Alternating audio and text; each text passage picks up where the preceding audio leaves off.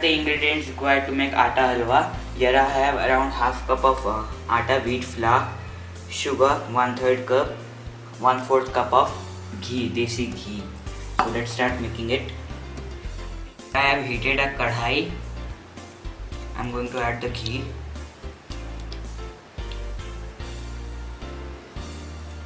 So as the ghee melts,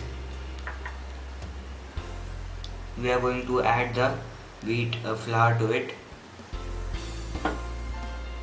Usually half of the wheat flour is added, and in medium flame we are going to roast this until golden.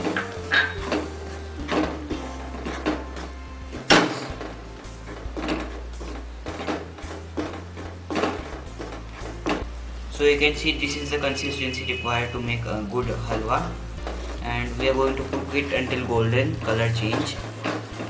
And then we are going to add water, and if you like nuts, you may add nuts right now itself, so that they also get a little bit roasted in it.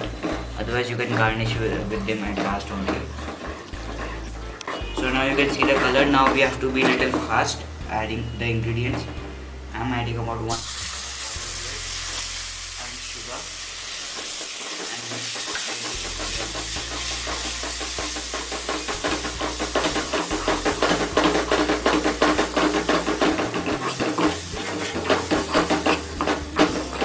we are going to mix and cook this for around 1 minute.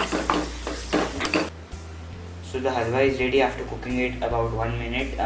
Serve it warm, not too hot. Let it rest for about 5 minutes after preparing it. And happy Navratri to you all once again. Thank you for watching. Do subscribe to my YouTube channel.